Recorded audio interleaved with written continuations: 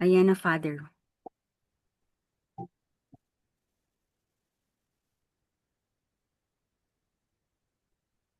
Okay.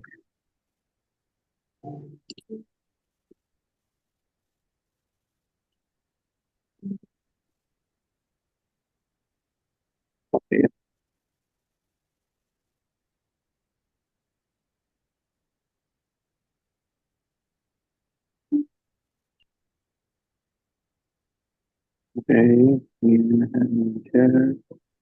Okay.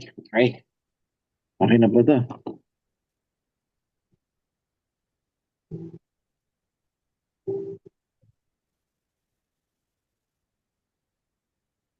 Opo, ready na siguro.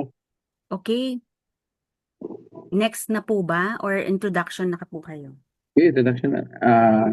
Okay. Nakaling na ako, no? Okay na ba? Opo, okay Kayo na po. na po kayo na po nag-nasa. Good evening po sa atin lahat. Good evening po. Yan. Introduction na. Opo, sige po. I'm really sorry. Yeah, good evening po sa atin lahat. Kita,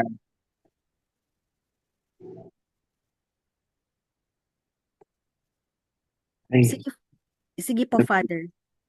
Good evening, brothers and sisters on our live stream. Nandito na po si Father Bong. Finally, ready na po kami kasi kailangan lang pong i-share talaga sa mas marami kasi sayang yung opportunity, no? So, thank you for your patience. But Father Bong is an exorcist priest in Bacolod and he has given this talk many times, I believe. This is multo sa bahay ko. So, sana po magustuhan nyo because important po ito sa amin, Latin Rosary Missionaries, kasi uh, alam niyo naman po ang spiritual warfare. So, we give the floor to Father Bong. Thank you, Father Bong. yeah. Okay, wait. Nawala ako dito. I'll just try to... Yeah, good evening sa atin lahat. And, narinig ba ako? Yes, Father, loud and clear. Sure.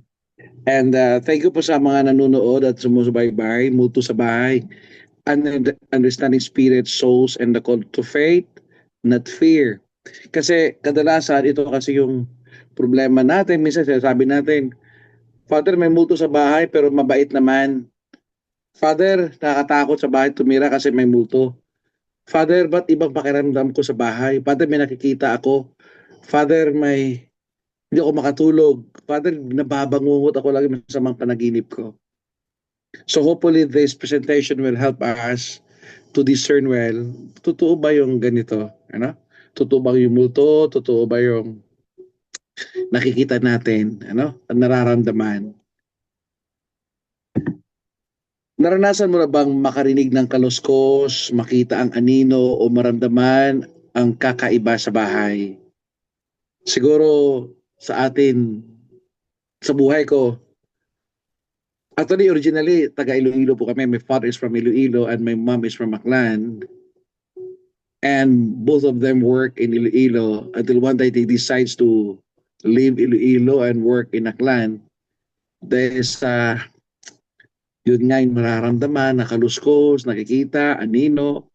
Every 6 p.m. umiiyak yung kuya ko dahil hindi mapaniwala ng tatay ko. At my young age, hindi rin ako naniniwala sa ganon. Until I joined this exorcism ministry. Noong una hindi ko pinaniniwalaan lahat. Hanggang ako mismo nakaranas na. Hanggang minsan nakita ko na rin. Hanggang marami ako nakausap that proves me na tama pala ang kwento ng tatay at nanay ko. Yung kaluskos na kapag maggumagabi, umiiyak na yung kuya ko kasi kailangan mong ilabas. Yun pala, may nakikita siya na nag-iimbita sa kanya sa tao, nakaluluwa sa labas. Yung mga bagay na gano'n, hopefully, kung may mga tanong kayo mamaya, just tanong nyo lang. Ano ba yung multo? Pag sinabing multo, it comes from the Spanish word muerto, means dead. Multo means the manifestation or appearance of the dead, a ghost or spirit perceived by the living, usually connected with fear, unfinished business, or haunting. Pero natin makikita mamaya din natin na may multo bang mabuti? May tama din bang multo? gusto ko pong linawin, ano bang multo kumpara sa espiritu at sa kaluluwa? Kasi minsan napaghahalo natin yung ganitong salita. Pag sinabing kaluluwa, ito yung the soul of our person. Lahat tayo may kaluluwa. At yun ang matanatili sa atin kapag tayo namatay, the body decays, the soul remains. At yun yung maakyat sa dun para harapin ang ating Panginoon. In nature, it is immortal, part of a man, part of us that survives death. Kapag sinabing espiritu, a pure spirit can be good, that is angels, but it could be bad. These are demons. Ito yung nilikha din ng Diyos. That's why God created seen and unseen creatures. The seen, yung nakikita, tayo yun. Unseen creatures, the angels, the demons, the spirits, you know. At they're not human. They're not human. They're pure spirits. May kasarian ba sila tulad natin? Wala. They're pure spirits. Kapag sinabing multo, this is earthbound, disturbing presence associated with the dead. Yung mga namatay. Maybe human soul not at peace or demonic deception. Kaya kailangan natin i-discern kung ang nakikita natin ay mabuti o masama. Galing ba sa Diyos o galing sa demonyo? Biblical text about multo. May multo ba sa Biblia? Oo naman. Marami.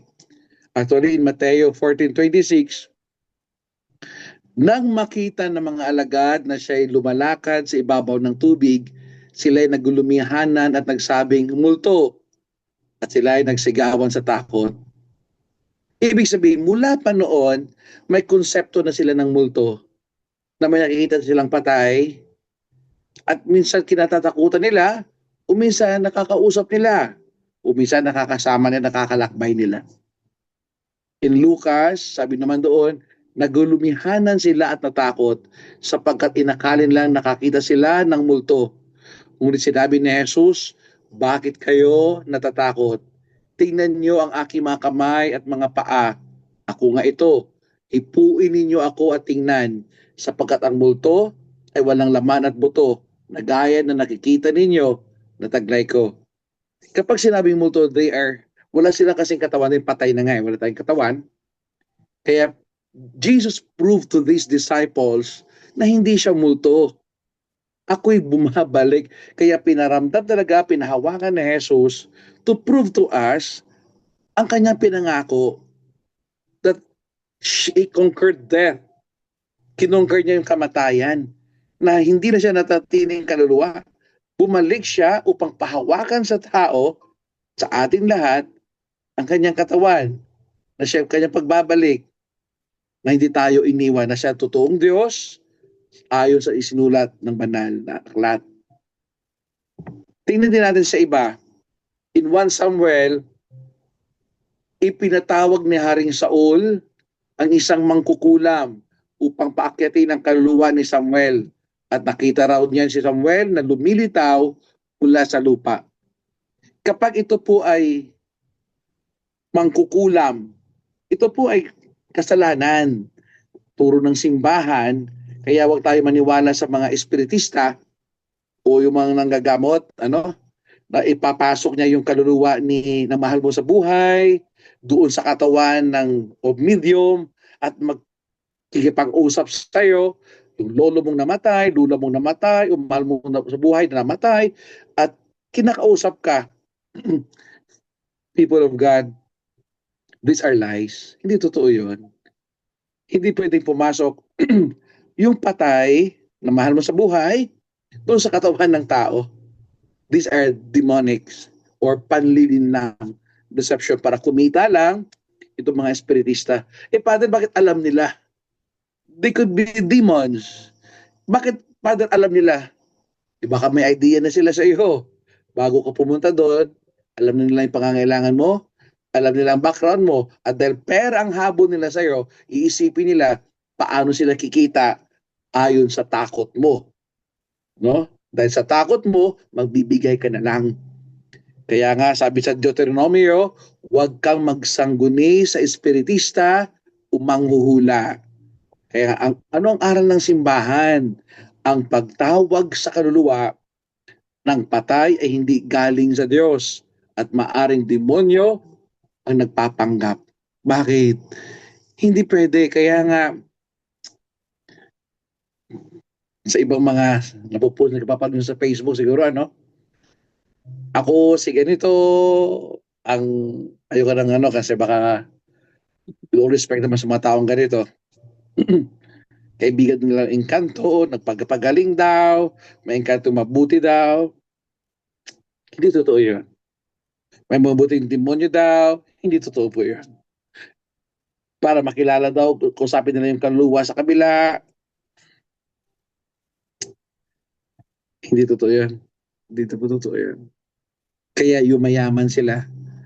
Dahil their entry point is to create fear. At para mawala yung takot mo, bibigyan kita ng anting-anting, bibigyan kita ng sanggalang, at doon sila kumikita. And I'm really sorry sa mga nabibiktima. In Matthew 10, makikita din po natin, binigyan niya sila ng kapangyarihan laban sa maruruming espiritu upang palayasin ang mga ito. Ibig sabihin, with our faith, with authority coming from God, we can drive out demons, evil spirits. You know? Kaya huwag kang matakot. In the transfiguration in Matthew 17, at narito, nagpakita ka sa kanila si Moises at si Elias. Nagipag-usap kay Jesus. Ito yung mabubuting multo. Ano? Kaya wag mong isipin ang multo ay masama agad. Hindi. Dahil may multo na mabuti.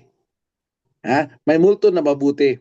Depende yan mamaya, pag-oralan natin, paano naging mabuti ang multo, saan ba nakabatay, at ang masama, ano bang dahilan, ano ba yung alituntunin, o ano ba yung pagpapakahulugan. Kaya nga, ayon sa aral, hindi ito multo, yung transfiguration, kundi banal na pagpapakita, apparition or vision. Ang tawag dito is beatific vision. It's like Padre Pio, nakikita niya yung kaluluwa, nakakausap niya yung kaluluwa. St. Catherine of Siena, marami pang mga santo at santa, Galgani, no? Maria Goretti, yung nakakausap nila yung kaluluwa. We are in need, who is in need of prayers. Ano? Hindi lahat na nakikita ay multo. Dapat itong kilalanin kung galing ba ito sa Diyos o sa kaway. That's why every day we need to really ask the Holy Spirit, Lord, give us the gift of discernment. Yun po yung isa sa mga hiningi ko nung bago po ako sa ministry ito, that Lord, just give me the chance to have that gift of discernment. Pagpasok sa bahay, the way I face possible person being possessed or oppressed or obsessed or infested place or hayop o ano mga lugar.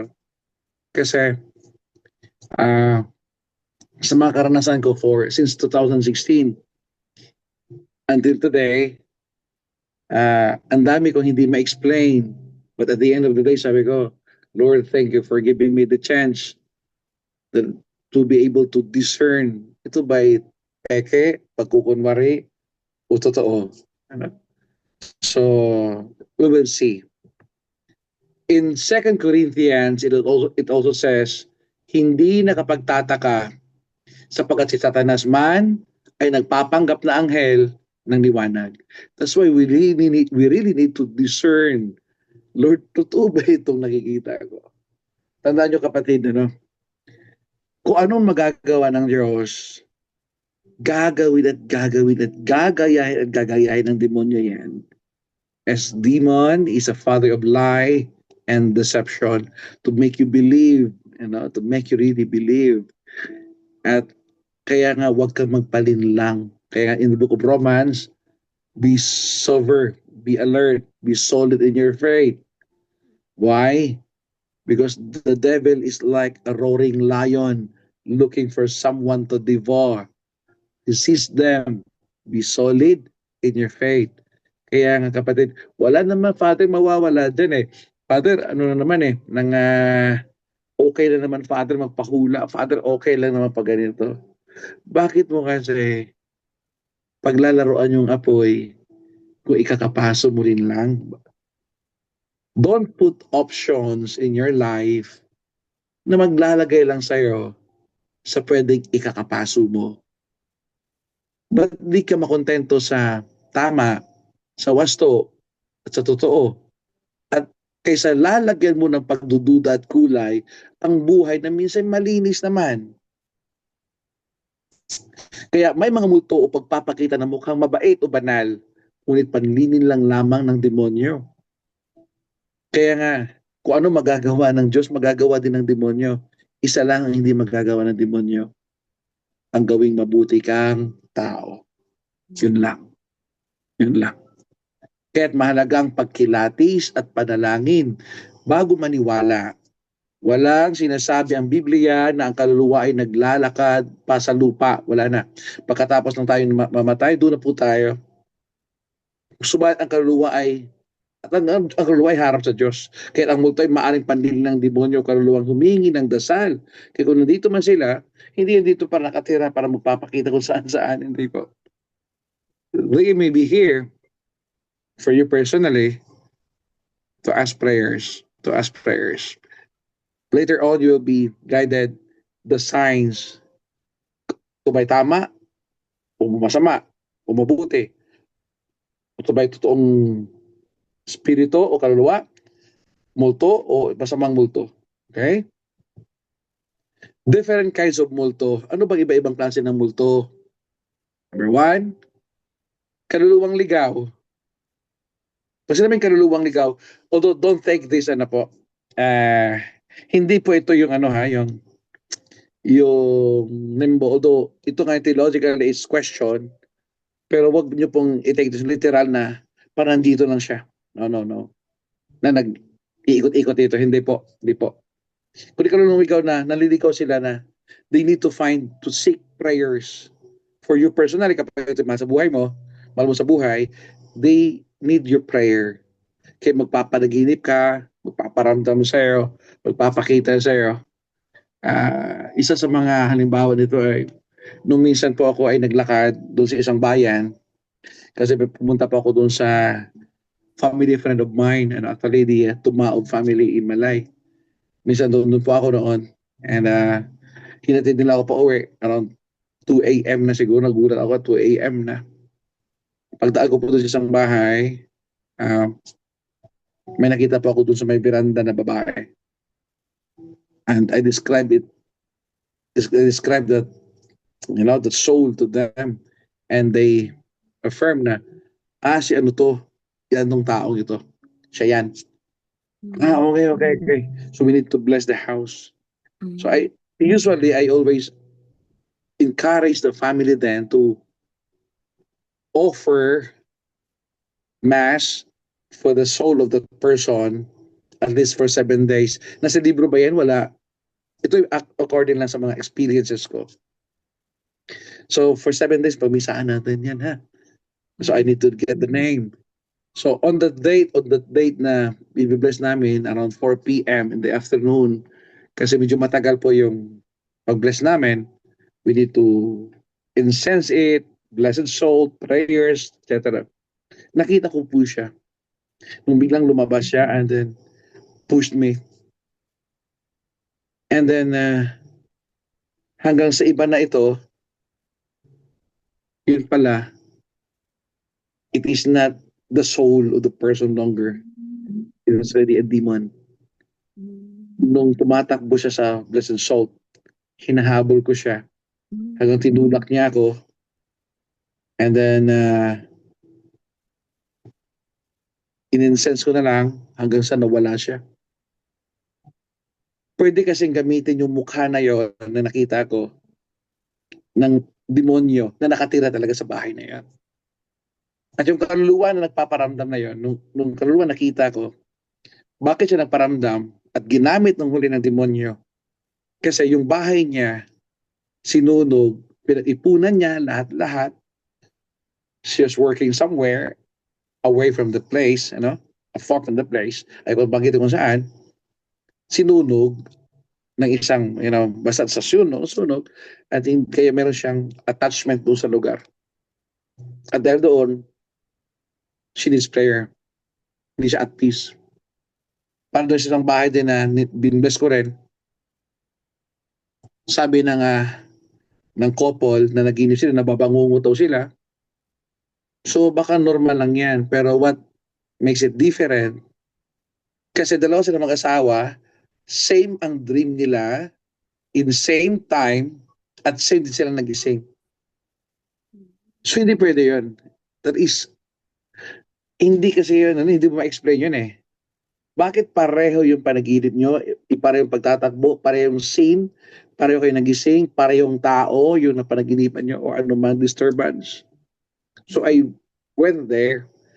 So pagpasok ko dun sa room nila, pina-off ko yung aircon, electric fan, the freshener, etc. Pinapatay ko lahat. Umupo lang kami. And I pray for the Lord's guidance and discernment. And I saw the soul sa tabi ko, tumayo, naglakad as if guiding me where. Paglabas nito sa may pintuan, malapit sa may pintuan, pagdating na doon, nakita ko siya na may pinuntahan at biglang nawala. Bumaba ako sa ground floor kasi dalawang floor I was in the second floor. Nawala siya.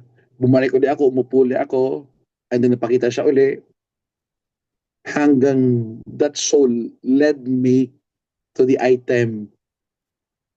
And I asked that item to the family, kanino ang item na yan? Bakit, Father? That soul ay attached dyan sa gamit na yan. And then, nagtayuan na ka ng balahibo. And Father, si ano siya, si ganito. Sabi ko sa kanya, I described the soul to them. Ganito siya, ganito siya, ganito siya. Ganito siya, ganito siya, ganito siya. And it all affirms, yes, Father, pinatay siya, etc., etc. Sa kanya yan. At doon sa ground floor, doon din isa pa niyang gamit. So what we did, we prayed for the soul, we offered mass, at yung gamit niya, we buried it. Nilibing na namin with prayers. And since that, sabi ko sa kanya, sa family, 1 to 3 days, magpaparamdam yan. Nasa libro ba yan, ng 3 days na yan, wala. Yun ay based na sa experiences ko. Huwag kayo matakot, ito nang gawin ninyo for 1 to 3 days. And di ka nagkamali, the second day, nasa kamera nila, they were not in their room. Sa labas sila, ang isang kamera nakatutong sa pintuan nila.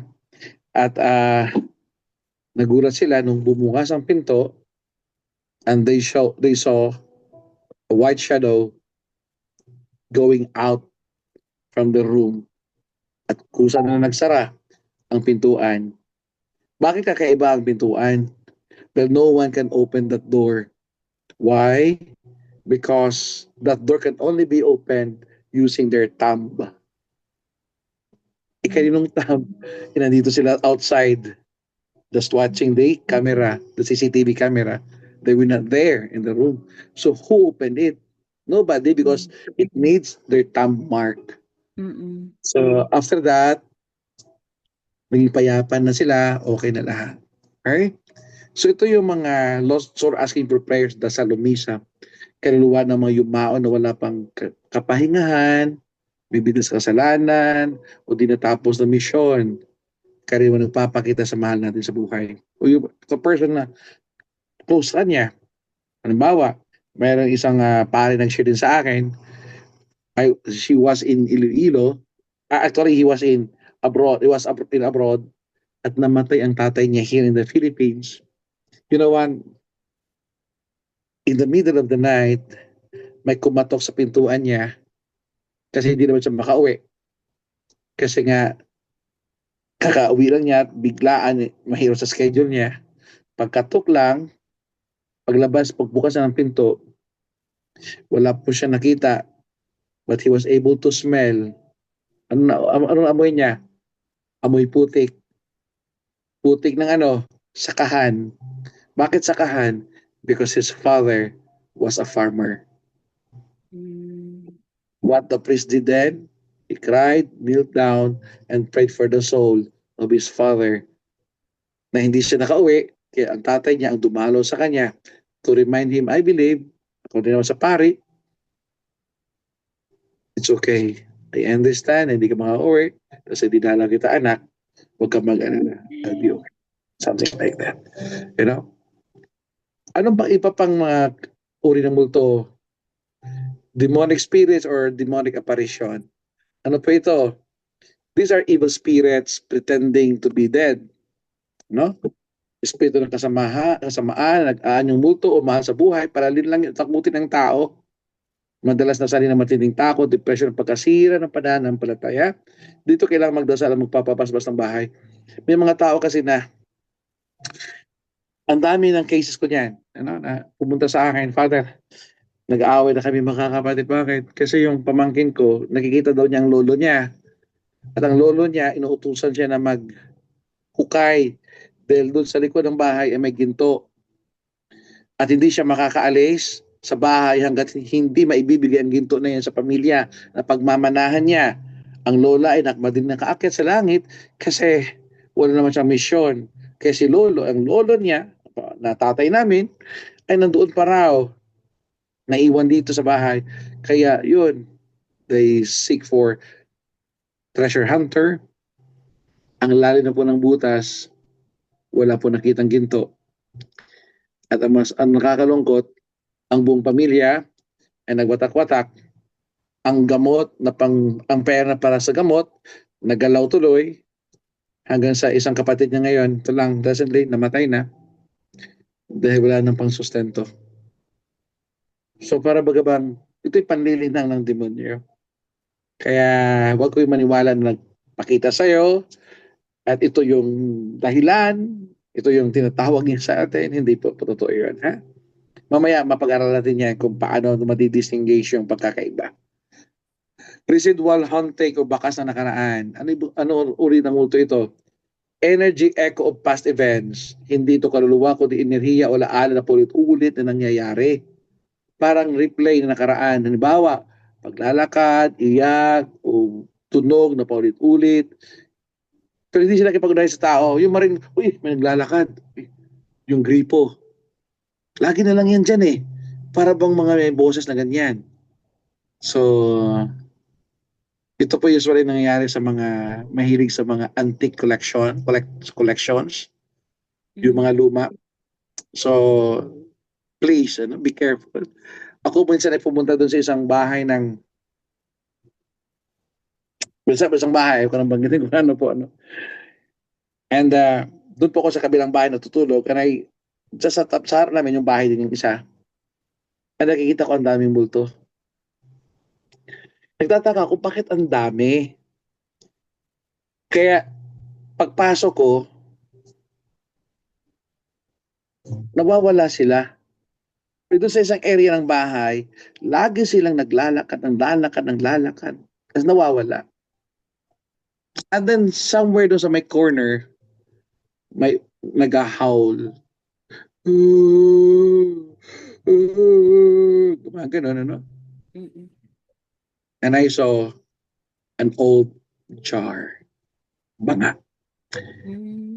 I asked, kaninong banga ito? Saan nyo nakuha to? And the family told me na they bought it somewhere. Who was, alam niyo yun, burial jar. What we did, we exorcised the place, nawala yung mga naglalakad, etc. At nilagyan ng holy salt yung jar, etc. After 3 days, wala na paramdam na at wala nang naririnig. So, halimbawa po yung mga burial jar. Ano? So, maingat po tayo sa mga ganun. Ano? Mamaya, pag-aralan pa natin yan. So, that is poltergeist o maingay na multo. Pag sinabing poltern means ingay, geist, espiritu. Maingay. Ito uri ng multo nagpaparamdam sa magitan ng malalakas na tunog, paggalaw ng gamit, pagbagsak ng mga gamit, ng mga bagay-bagay, gumagalaw yung mga upuan, na mesa, kutsara, tinidor, babagsakan. May mga pattern yan sila. Kung anong oras bumabagsak, anong oras gumagalaw, ito po pa malalaman yan. Hindi ito kaluwa ng patay, ito ay masamang espiritu. Na to really disturb you, to really tatakutin ka para silang manatili doon because they are territorial. So, maganda din pong klaseng kaluluwa. Sunod is doppelganger. Pag doppelganger, ito ay kaya niyang likhain yung mukha ng nanay mo, tatay mo, mahal mo sa buhay. Kaya akala mo sila na yung boses, hindi lang yung mukha, kundi maging ang boses. Kaya mag-ingat po tayo sa gano'n. Ano? Huwag tayo maniwala agad. They will mimic the same voice, the same steps, the same face. And I have encountered many cases of that ano, sa buhay ko. Na ginigising nila siya, akala niya anak niya, yun pala pagising niya, wala naman, doon sa nakatulog naman. May isang kaso ako somewhere in Iloilo, ang anak nila is grade 6, babae. Ginising siya around 2 a.m. Nakita sa CCTV na lang, and I was able to talk to the subject and doon sa family, and they sent me the video o nangyari, and I saw it. May nakakausap ng babae, siya nakakausap ng babae, mama niya, pero mama niya wala naman talaga doon. Ginising siya, unang babae, paggising ng babae, mabahama pala niya, bumaba siya doon from the second floor from her room, and then pinailaw niya 2 a.m. Sa isang grade 6. Kung normal yan. Siguro ako sa grade 6, siguro ako matatakot na ako. So, pagbaba niya, may kinakausap siya sa CCTV, lumabas siya kasi niyayos ng babae palabas ng bahay. Lumabas, may camera sila sa labas ng bahay nila. So, pag doon sa gate, tinatawag ng babae, lumabas ng babae, lalabas na ng gate. Mabuti na lang because the family, every 10 p.m., kinakandaduhan nila ang gate. So mabuti na lang nakakandado at walang susi yung bata para lumabas din, para sumama doon sa tumatawag ng babae na mama niya. Where in fact, hindi naman pala mama niya. So ang ginawa ng bata, bumalik na lang siya, and then umupo sa sala, and then bumalik na lang doon sa kwarto niya. Tinanong ko siya, ano nangyari? Tinatawag daw siya, bakit ka sumama? Hindi niya alam daw bakit sa sumama din, etc. Hindi niya alam ang oras, at wala siyang pangamba kasi kamukha ng mama niya ang tumatawag sa kanya. So, mabuti na lang, nakalock po yung gate at hindi siya nakalabas ng tuluyan. Number 6 is friendly or benevolent ghost, mabait na multo. Ito yung mga kwento ng kaluluwa na nagpapakita sa mahal sa buhay kapag magpaalam o magpasalamat. This is what I've shared to you kanina. Hindi dapat ito kinatatakutan, kundi idalangin, ipagdasal. Okay? Nature of multo, tandaan, not all apparitions are from God. Maybe psychological, emotional, or spiritual. Some are illusions. Some are spiritual manifestation needing discernment. Faith test, does it lead to fear or to prayer? Ito lang, tanong niyo lagi ang sarili nyo. Ito ba ay nagdadala sa akin sa dasal o sa takot? Kung sa dasal, alam mo yun. Alam mo yun sa konsensya mo. Kung ito nagdadala sa dasal, mabuti ito. Pero kung ito'y kinatatakutan mo, hindi na ito mabuti. Okay? Wala ito sa slides ko, pero tingnan natin, Ano bang dahilan kung bakit may mga multo ang isang lugar o bahay, O bakit may multo? Ito nga, bakit may multo? Because of unresolved attachment or unfinished forgiveness, guilt, anger. Ito kanina yung nakita ko kanina na attached doon sa isang bagay, sa lugar.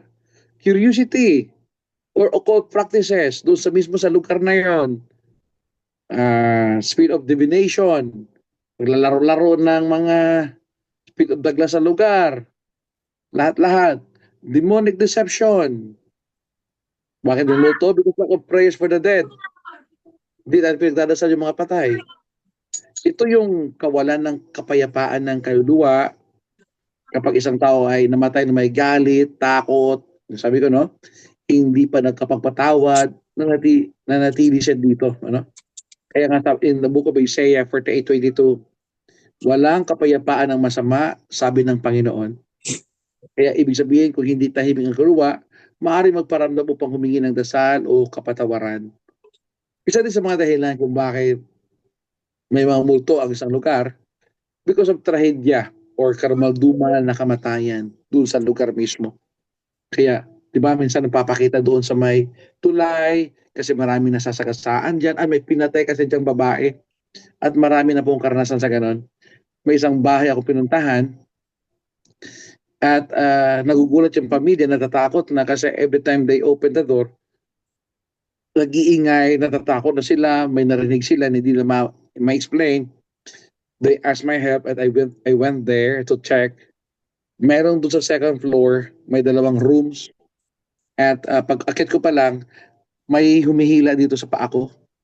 Kasi ayaw ko pupuntahin doon. Pero pag akyat ko, doon sa isang room, I really thank the Lord for this gift of discernment kasi may nakita ako doon matanda, foreigner siya, nagmamakaawa, humihingi ng tulong pero could not speak longer na gumagano na po siya at may mga beer sa tabi niya, Red Horse, ano, no? Sino itong taong ito? So, unang-una, the owner of the house denied. Nung huli, inamin nila, Father, siguro nakikita mo na yan. Pero hindi na marinig, hindi na nakikita yun, ako lang. Father, yan po yung foreigner. Yeah, mukhang German ang mukha kasi ibang mukha niya. Opo, Father. Itong edad niya, ganito. Yes, Father. Yan po ay iniwan ng girlfriend niya. Nakakasakit kayo sa yan dyan. And na-discover namin after 2 days, patay na yan sa dyan. Kasi iniwan ng girlfriend, sumama sa ibang boyfriend, siguro wala kasing pera na maibibigay. Sa prostitute yun, iniwan siya dyan. It's like that. Pag may trahedya na nangyari, pa'y namatay o pinatay sa lugar, magpaparamdam po yun. Magpaparamdam po yun. Pagkakaroon ng kasalanan o kasamaan sa lugar, like witchcraft, spirit, ginawan dyan ng occult practices, etc., rituals, etc. You know? Ginagamit yung bahay na yon sa pagdidemonyo, panggagamot-gamot, pagsamba sa mga kay Satanas, ano? I thank the Lord na nawala na ngayon sa probinsya namin yung Satanism. I don't know, hindi, wala akong balita. Lately lang wala na akong balita, but nung ako nandoon pa siguro mga 3 or 4 years ago, malakas pa doon yung Satanism. Ano? Kaya ang lugar naging haunted house na rin. Isa din sa mga dahilan kung bakit may multo ang bahay is kakulangan ng panalangin at banal na presensya. Kapag ang bahay mo ay wala man lang crucifix, wala man lang Biblia, totoong Biblia, no? O imahe ng Inang Maria, kapag wala po tayong kumbaga spirit of faith inside our home, so ano ba mga i-expect mo? Kung hindi mo yung papasok dyan, ano? Hindi tayo nagdadasal sa loob ng bahay. Kaya, paano natin may expect na maging mabuti yung bahay natin kung tayo mismo ay walang ganon? Ano? Yung isa din, yung sabi ko kanina, kapag ang bahay mo ay may mga antique o may kasamang masamang energy, ano? Ano yun, mga gamit o alahas na nagamit sa kasalanan, baril na nakapatay. Marami pong karanasan ganun. May mga karanasan po ako ganun na nagmumulto, motor na nakasagasa. May imbes ako sa lugar, sabi ko may mga ganito dito, may mga multo. Yung pala sa likod ng lugar na yon, nandoon yung mga motor lahat na nakabangga, na disgrasya.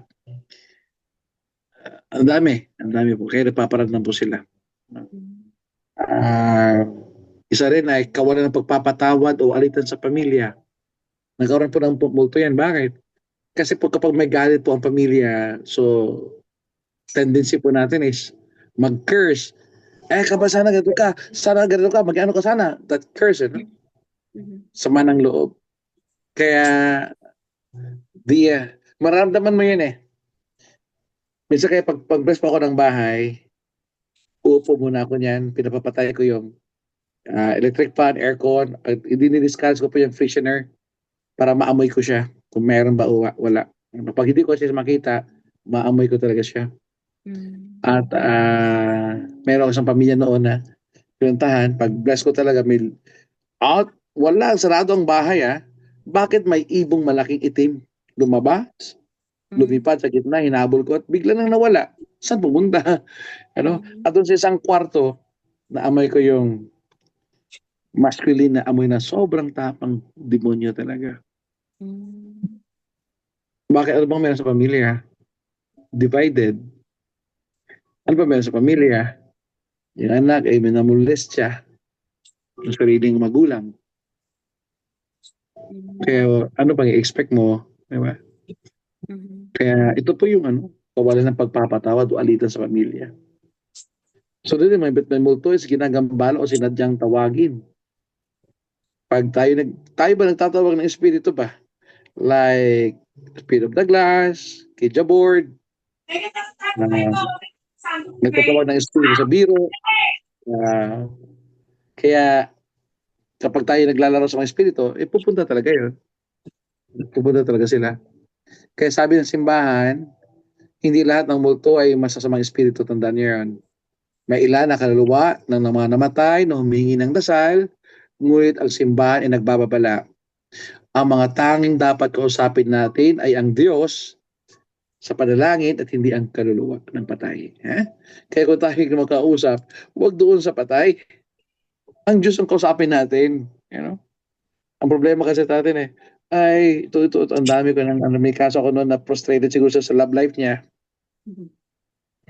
Ano ginawa? Humingi siya ng medium. Kinausap niya ang lolo niya nang matay. Lo, makapag-asawa pa ba ako? So nagsasalita naman ng medium. Lo, sino mang pang-asawa ko? It never happens. Wala talaga. Niyakap-yakap pa niyang medium, babae siya. Natsansingan pa siya tuloy, Huwag po tayo magpalin lang sa ganun. Ah, kaya, paano malalaman kung ang multo ay mabuti o masama? Ito po yon, Paano malalaman kung ang multo ay mabuti o masama? Unang-una, sa bunga ng kanyang pagpaparamdam. Tandaan niyo yun. Makikilala ninyo sila sa kanilang mga bunga, sabi nga ng Diyos. Mabuting espiritu o kaluluwang ligaw kung nagdadala ng kapayapaan, katahimikan at pagpapakumbaba. Naghihikayat sa dasal, hindi sa takot. Humingi ng panalangin o misa sa kanyang kapahingahan. Pagkatapos ng pagdasal, nawawala o tahimik na lumilisan ito. Kaya mawawala na yan. Kaya wag kayong, kaya pag namatay po ang lulot nyo, uman sa butatay nyo, nanay nyo, tay, magpakita ka naman, tay, magparamdam ka naman. Huwag nyong hingin yun.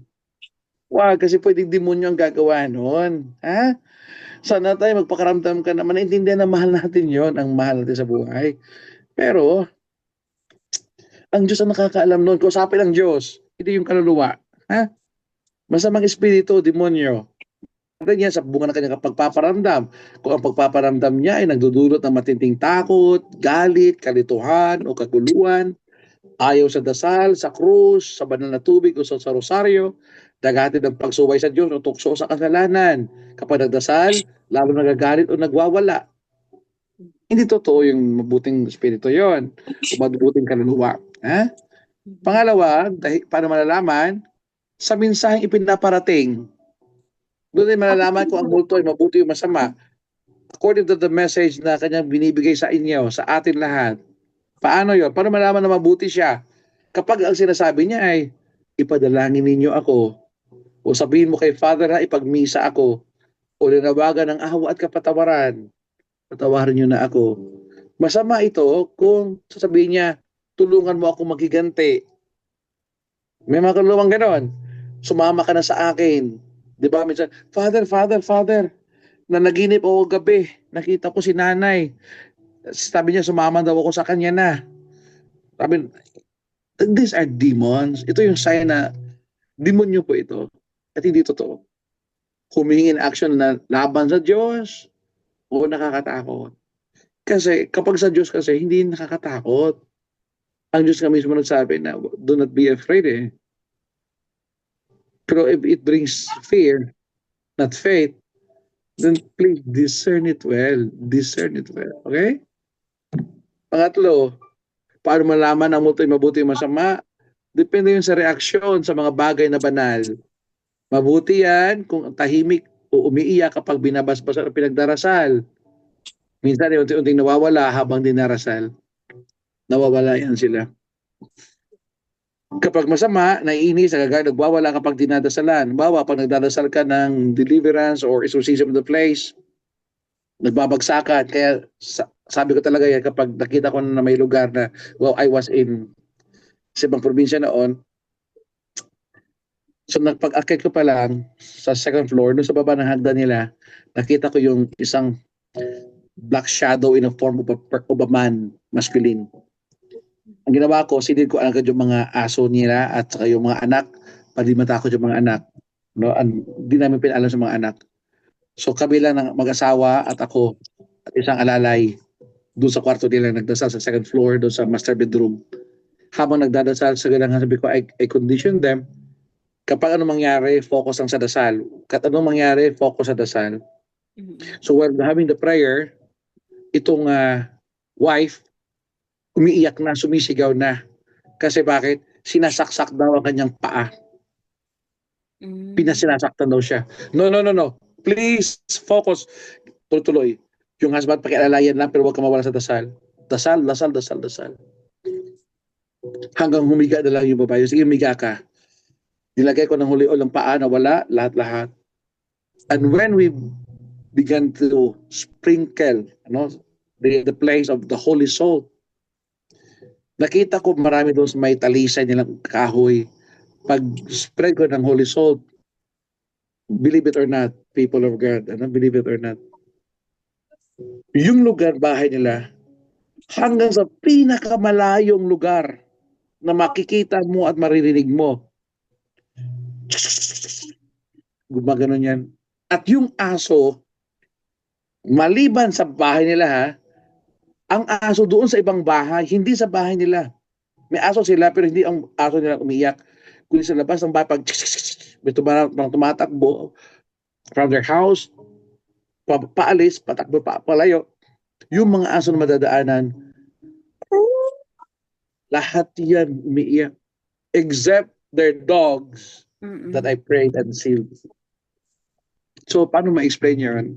Paano ma-explain yan? And thanks be to God that out of that, she was able to pass the board exam sa nursing at ang kanyang husband ay na-promote na rin sa trabaho niya. So ito po yung mga presence na hindi mo ma-explain. So, next is, paano malaman na may multo o masama sa bahay? Sa kalagayan ng taong pinaparamdaman. Malalaman mo mabuti yan kapag may katahimikan ng loob matapos magdasal, nakaranas ng pag-ibig sa Diyos at magpatawad. Pero malalaman kung masama yan, kung may takot doon sa tao, depression, bigat ng dibdib. May mga ganun hindi makatulog, laging balisa o galit, nawawala ang gana sa pagdarasal.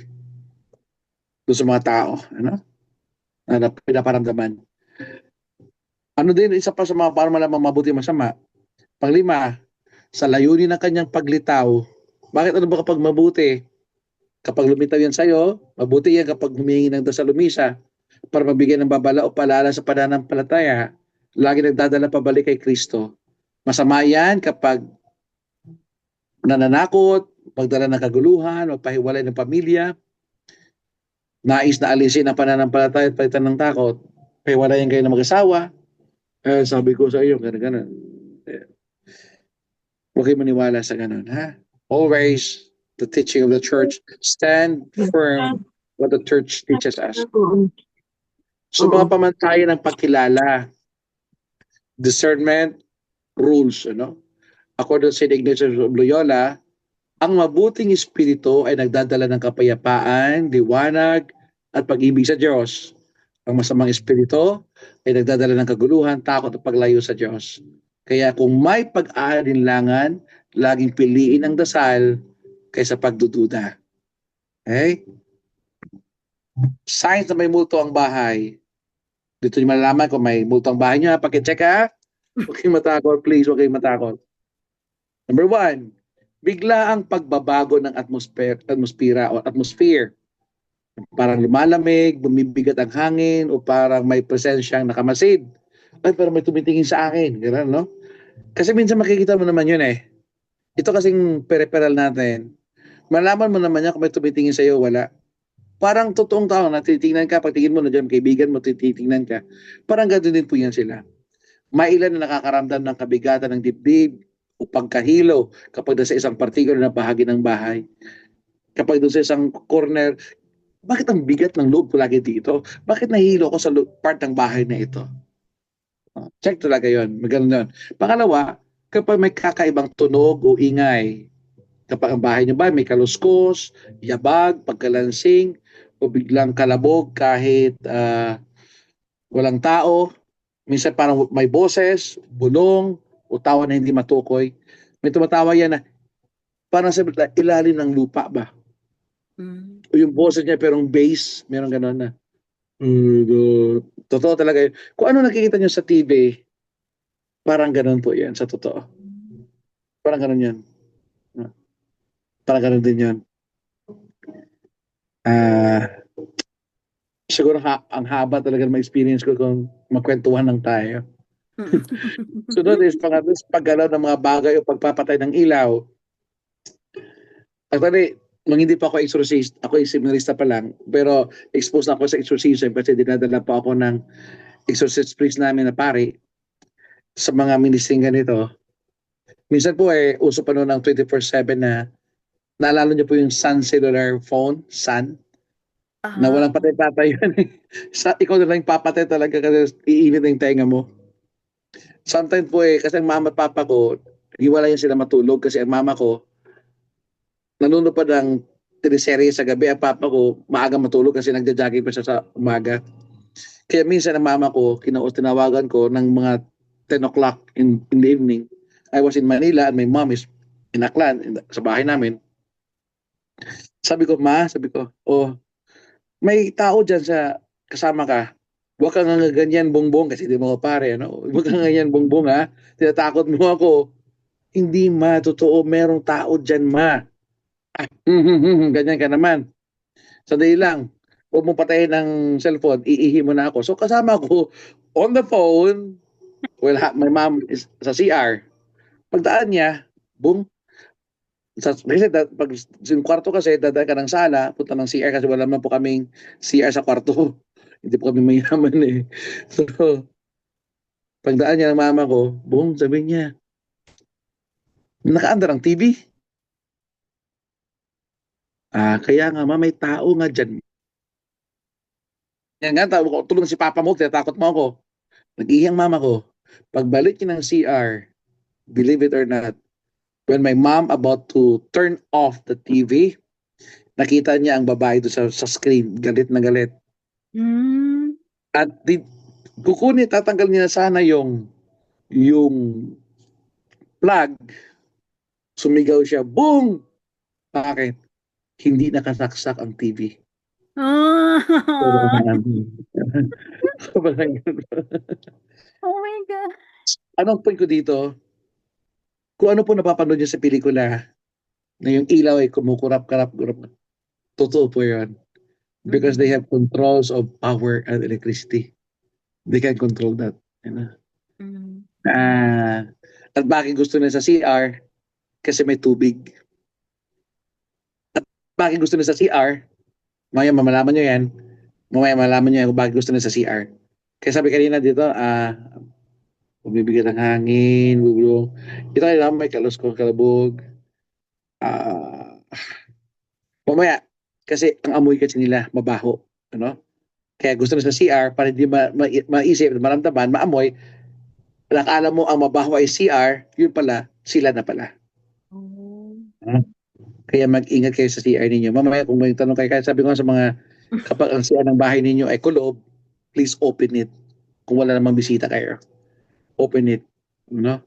Kasi kapag kulob, gusto nila yon. Gusto nila yon. So reaction ng hayop. Ang hayop ay aso'y tahol ng tahol o tinatakot sa isang direksyon. Meron sila nakikita na lugar lang na kinatakutan nila. Pusa ay nakatitig sa wala, biglang sa isang bahagi ng bahay.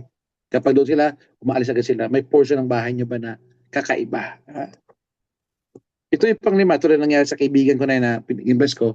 Masasamang panaginip o bangungot. At mahirap din kapag sabay kayo mag-asawa na para yung panaginip ninyo at bangungot. Ano? Ulit na masamang panaginip, pakiramdam na may nakadagan o hindi makagalaw sa pagtulog. Ganun po yun. Biglang pagkakaroon ng matinding takot, galit o depresyon. Ang mga miyembro ng pamilya ay madalas na nag-aaway, biglang mainitin ang ulo, na presensya sa bahay. Ito kadalasan nangyayari kapag may mga occult objects sa bahay po ninyo that attracts demons to stay there. So, yun po yun. May nangyari po sa akin na naging sila nag-aaway, inaayos ko sila hanggang 2 a.m. hindi pa ayos. So, I checked their house. Nakita ko doon isang feng shui na figurine na lahat ng symbols na nandoon, year of the dog, year of the, ganito, nandoon sa isang ganun lang. Pagkuha ko noon, okay na ba kunin ko to, dali ko na lang to, sundin niyo ba? Yes, Father. Pagkuha ko po noon, doon lang nagsimula naging payapa.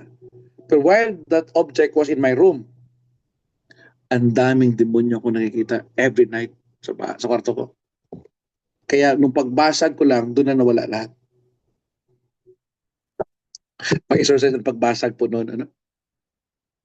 Pagkakita ng anino aparisyon, may mga aninong tao, anyong usok, liwanag, marami pong experience ng gano'n din. Nakita namin, ay, may dumaan. Sino yun? Wala naman. So, this could be good souls or this could be demons. So, try to discern it well. Sa bahay ninyo, may mga bagay ba na nawawala? O lumilitaw na lang bigla? Bagay nawawala? Nasaan yung ano ko nandito kanina yun ah? Nasaan na yun? O minsan lumilitaw. Oh, ba't nandito to? Sino laki dito nito? Something like that. So please be careful. Please check it well. May ganun ba sa bahay nyo? Marining mga rosaryo, larawan, mga dila na tila gumagalaw. Meron isang bahay ako napuntahan na bukas ang third eye ng bata. Okay lang sa kanya na tinatawag siya, nasanay na raw siya. Hanggang sa isang gabi, hindi naman siya makatulog at nagulat na sumigaw na siya, umiyak na siya. Kaya pumunta ako sa bahay nila kasi humingi silang tulong. Doon sa second floor kasi may high ceiling po sila, high ceiling. Habang nagre-review siya, may sumisit-sit, tumatawag ng pangalan niya. Normal lang sa kanya yon. Pero hindi na maintindihan matanggap nung may sumitsit sa kanya, up sa ceiling, may nakabigti na babae. Ang daming dugo. At umiikot siya. Pag ikot niya, nung tumapat na sa kanya, sumigaw siya. Bakit? Kasi ang nakabigti, sarili niyang mukha. So kamukha niya yung babae, tumatawa sa kanya, tinatawag siya. Kaya, thanks be to God, tapos na po siya sa kanya. Siguro tapos na siya kasi second year college po siya noon. At it was more than 5 years ago na siguro yun. 5 years ago na siguro yun. Kaya salamat sa Diyos at okay na rin po siya. Pangsiya, pagkapagod at pagkasakit ng walang dahilan. Isa o higit sa miyembro ng pamilya ay laging pagod, inaantok, o madalas magkasakit kahit walang medikal na paliwanag. Operation po ito. Kapag nagkakasakit na po sa bahay ninyo, may presensya po dyan ng multo o demonyo sa bahay niyo. Ha? Pakiramdam na may hindi nakikisama, para may nakaupo, nakatingin, o sumusunod kahit wala kang kasama. Kaya nyo bang mag-isa na lang sa bahay ngayon? Sige nga. Kaya mo bang pumunta ng CR mo na mag-isa? Sige mamaya, baka mamaya magpasama ka na. So, mami, samahan mo na ako. Mami, tingnan mo ako habang umiihi ako ha. Diyan ka lang ha. Di ba? May ganun po tayo. No? Sige nga, punta ka sa labas mo. Check mo lang ngayon kung gate mo, kung bukas. Sarado na. Good luck po sa inyo ha. Anyway. Bilang laiko, ano ang dapat gawin? Ano ang multo mo? Sabi ni Soc Villegas, Archbishop, na-admire ko talaga ang mahal na obispong ito. Ano? Bilang laiko, ano ang dapat mong gawin? Stay in the state of grace, people of God. And always use water, holy salt, holy oil, crucifix, rosary, St. Benedict medal. And never forget to always include the souls in purgatory. Ha? They need our prayers. They cannot help themselves longer, but we can help them. We can help them. That's why we always bring them into our presence of the faithful, in the Mass, in our personal prayer. Ha? Huwag po natin kalimutan yun. Diba? Kaya I really love the movie Coco. Remember me and say goodbye, remember me. Di ba? Maganda pang movie na yun. At Yes, yes, Father. it brings us connection even beyond life. Ano? Beyond life. Yun po yun eh. One spiritual acts of mercy is to pray for the dead. Ano? Avoid superstition and fortune telling. Ha? Wala namang mawawala, Father. Meron. Our faith. Our faith. Ha? Please, wag mong isugal ang pananampalataya. Magtaya ka. Kaya nga pananampalataya, magtaya. Pananampalataya. Itataya mo ang pananampa, ang panunumpa. Anong isusumpa? Yung ako, Panginoon, ay anak mo at ikaw lang ang aking Diyos. Wala nang iba. Wala na kung kanino pa. You alone is my God. Kaya nga, my Lord and my God lang. Wala nang iba. Wala nang iba. Kapatid, mga dapat at dapat kapag multo ang pinag-uusapan, malapit na po, ano? Don't glorify or sensationalize. Always discern true faith. Seek guidance from a priest. Pray instead of panicking. Christ already conquered death. Tandaan niya. Ano ang multo mo? Ano ang dapat gawin? Naman, ano? Kapag mayroong ganyan sa bahay. Number one, tandaan mo ha? Huwag makipag-usap o makipag-unayan sa espiritu. Huwag, don't talk to them. Kaya sabi ko, don't talk to them. Huwag matakot. Manalangin agad ng Our Father, Hail Mary, o Psalm 91. Try nyo nga, baka hindi ka na marunong magdasal ha. Our Father, baka hindi ka marunong, try nyo ha. Baka sinasapian ka na dyan ha. Magwiwisi ka ng banal na tubig at blessed soul. Regular. Ha? Ito nga yung ipabless ang bahay at magpadasal ng misa para sa mga kaluluwa. Ito po yung pagpabless ng bahay. In-encourage ko po ito na do it at least twice a year or depende kasi sa lugar mo eh. Especially kapag kayo po may boarding house or inn, apartel, hotel, ano, na nag-own kayo, ipabless po ninyo ng regularly. Bakit regularly? I really encourage you all. Bakit? Kasi nakatira dyan, hindi mo naman alam ang background. Hindi mo naman pwedeng tanungin na, mag-asawa ba kayo? Eh kung ito ay immoral, and they stay there sa bahay mo na biniles, so madidesecrate.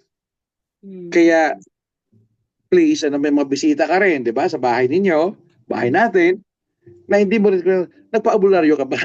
Baka yung isa pumunta sa bahay niya, may dadalang mga albularyo, nag-restorasyon dyan bago siya matulog kasi natatakot sa bahay niyo, nag-restorasyon sa bahay niyo na wala kang alam, pag uwi niya kinabukasan, nang iwan na ng demonyo dyan sa bahay niyo.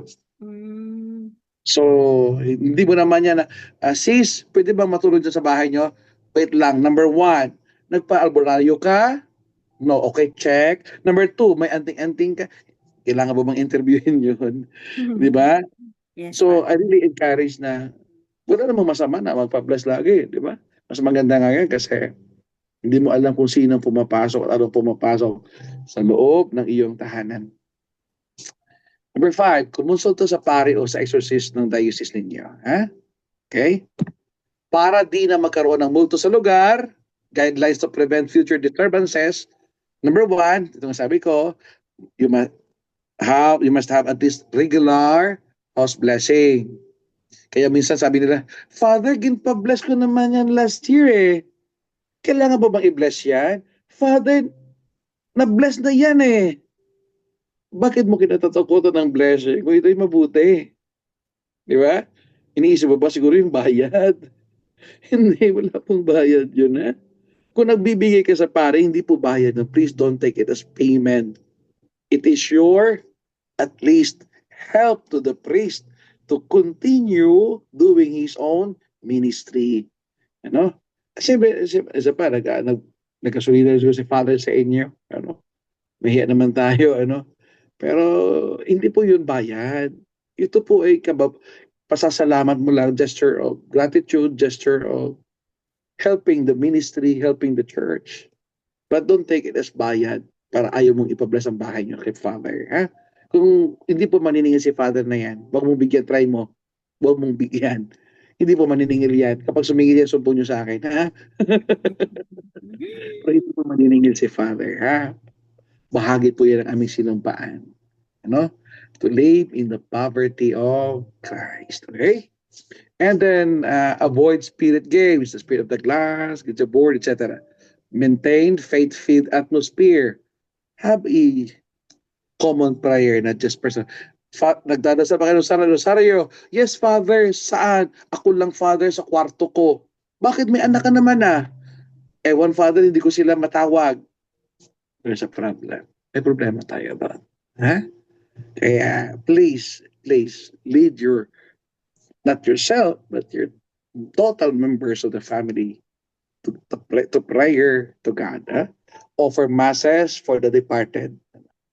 Huwag mong isipin yung binabayaran mo. Isipin mo yung matutulungan mo. Again, hindi yan bayad. That is offering. Kaya minsan ayaw din magpadasal. Ay, may bayad. Pumunta kayo dito sa parokya ko sa Aranda. Lista nyo o mag-send kayo dito sa Facebook o sa link na yan. Ipadala nyo lahat ang mga patay na gusto nyo pamisahan para sa November 1 o doon sa kami Sunday. Walang bayad yan. Kung iniisip nyo bayad. Kung bayad lang ang nakaisipan, ang maghahad lang sa iyo para ipagdasal ang kaluluwa, kapatid, magkakasala tayo. Huwag mong hadlangan ng kaisipang bayad ang pagkakataon makatulong ka sa kaluluwa sa iyo'y nangangailangan. And keep peace and forgiveness in the home. Yan lamang. Okay? Kaya nga, conclusion, multo sa bahay, reminds us of life beyond death, and the power of prayer. Let us choose faith over fear, prayer over panic, and Christ over curiosity. Remember, nothing can separate us from the love of God. Mawawala lahat, kapatid, ang lahat. Isa lang maiiwan, pag-ibig ng Diyos sa'yo bilang buhay at sa'yo na balang araw mamamatay. That's why the Lord is the God of the living and the dead. Huwag ka matakot sa multo. Kung ang lahat ng ito ay mula sa Kanya upang sila may pagdasal. Kung mayroong multo na demonyo, huwag ka rin matakot. Pagkat ang biyaya ng Diyos is so enough for you to conquer them and drive them out. May I invite you all to pray for protection. The Lord be with you. And with your spirit. Lord Jesus Christ, we entrust our homes and our hearts to you. Drive away every spirit of fear and darkness. Fill us with your peace and presence. May your light shine in every corner of our lives. And for the souls of the departed, eternal rest grant unto them, O Lord, and let perpetual light shine upon them. And may they rest in peace. Amen. So maraming pong salamat sa nanonood, sa mabaybay. At kung meron man kayong mga tanong, please feel free to ask. Baka makatulong po ako sa inyo. Maraming pong salamat. Yay. Thank you so much, Father. Comprehensive. Thank you, Pero Father. nakakatakot. Hindi no. Ko na nagdiging Kwento balahibo Wala ko pala dun akong video kanina. Wala pala akong video kanina, no? Sorry. Okay lang yan. Video? Okay lang. Nakita ba ako kanina? Wala naman siguro, no? Okay lang yan. Mahalaga Nakapin, Nakatutok. ang nakikita po yung presentation, alam ko. Yeah. Pero yung mukha ko wala, no? Hindi naman mahalaga ang mukha na yan. Ano Ang po, mahalaga nakapin siya. Hindi Nasa ko alam. corner. I'm sorry. Hindi ko alam. Hindi po nakapin po siya sa maliit lang po. Okay. Nakapin pala. So, nandun naman Oo. pala mukha. Okay. Oo. Opo. Okay, Father, question po, meron pong question. Ano po tanong natin? Yung mirror, Yung? yung mirrors attract multo. Tapos, opo, tsaka meron daw ho kasi siyang malaking mirror sa bahay. Tapos, yung aso niya, nagbabark po dun sa mirror. Opo. Maricel, gusto mong explain? Yes, sige po. Hi, Hi. good evening, Father. Salamat Hi, po. hi, hi. That was very Opo. interesting. Hindi po ako Opo. makapasok sa toilet. Kung mga Anyway, Okay. Father, interesting po yung mga some of the things that you said. Kasi po, the first incident po is yung one night po, nag-rosary kami nila, mga Latin Rosary group po, one night. Tapos Opo. po, kasi meron po akong altar doon, nandun si Our Lady of Fatima. Next to my Opo. room po yon. Eh, yung po isa kong aso, nasa room ko. Tapos all of a sudden, I could hear po yung aso ko was kind of growling. Eh, nakikita ko po yun kasi she's looking at po yung malaking mirror. Tapos Opo. po, hindi ko naman maano siya kasi we were praying the rosary. Tapos tumakbo siya sa akin. Takot na takot po. Ayaw po pumasok sa room. Eh, Tama. this is during po, nagro-rosary kami. Tapos po yung, when we finished the rosary na, pumasok ako, ayaw po niya pumasok sa room ko. So, inanon ko po yung room, nilagyan ko po ng holy water, tapos nag-played yung video ni Monsignor Rossetti to anoint the house. Tapos pumasok po siya. That was one. Tapos, yung second incident naman po, again, ito na naman po mga aso ko. Mga aso ko po, they wake up very early, 5:30. And dito po ako sa Hong Kong At 5:30 in the morning, now it's still dark. So anyway, so one time, so this is, we're walking down the street po. Tapos yung pong yung mga streets namin, mga shops. One of the shop, hindi naman po antique. Pero yung pong mga vintage second-hand shops, mga thrift shop, yung pong mga second-hand clothes. Yeah. Tapos meron yung mga antique po. Hindi ko po naman na-realize na may para pong siyang paper, yung mga lamp na hanging sa ceiling po. Tapos, I could hear naman po na may mga sana creak, creak, creak. I didn't even notice it. Hanggang po yung mga aso ko nag-stop, tapos tumingin sa taas, and they started growling po dun sa may lamp. Dalawang lamp yun Yung isang lamp, it was still. Tapos yung isang lamp, nag-swing side to side. Wala pong wind, walang breeze.